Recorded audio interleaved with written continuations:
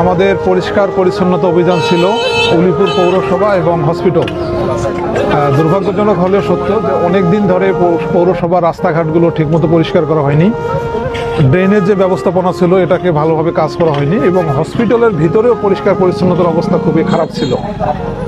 So আপনারা নিশ্চয়ই দেখেছেন যে বাংলাদেশ জামায়াতে ইসলামের আমির ডাক্তার শফিকুর রহমান উনি ওনার নির্বাচনী আসন থেকে এটা শুরু করেছেন।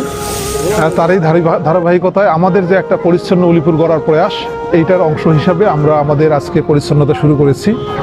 আমরা কয়েক শত ভলান্টিয়ার সকাল থেকে শুরু করে আমরা চেষ্টা করেছি গোটা পৌরসভার ভিতরে রাস্তাগুলো, ড্রেনেজগুলো, বিশেষ করে যেখান থেকে দুর্গন্ধ ছড়ায় এই জিনিসগুলো পরিষ্কার করতে।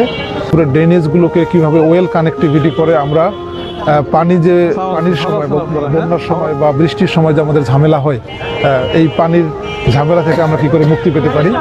হসপিটাল আমরা পরিষ্কার করেছি এবং হসপিটালের যে সমস্যাগুলো আছে এগুলো আমরা আইডেন্টিফাই করে সেগুলো সমাধানের আমরা চেষ্টা করতেছি। আস্তে আস্তে আমরা উলিপুরের অন্যান্য যে বাজারগুলো আছে এই বাজারঘাটগুলোর মধ্যে পরিষ্কার পরিচ্ছন্নতা অভিযান চালাবো এবং এটা শুধু ওয়ান গোতে না, আমরা এটা মাঝে মাঝে করব। সকলে মিলে আমাদের বাজারগুলোকে আমরা কত সুন্দর করতে পারি এই বিউটিফিকেশনের একটা প্রজেক্ট নিয়ে আমরা কাজ করি। এটার বুদ্ধি উলিপুরটাকে পরিবর্তন করে দেওয়ার স্বপ্ন নিয়ে আমরা এখানে এসেছি। আমরা উলিপুরের মানুষদেরকে বলেছি যে আমরা উলিপুরটাকে বদলায় দিতে চাই। আমরা বদলানোর কাজ শুরু করেছি।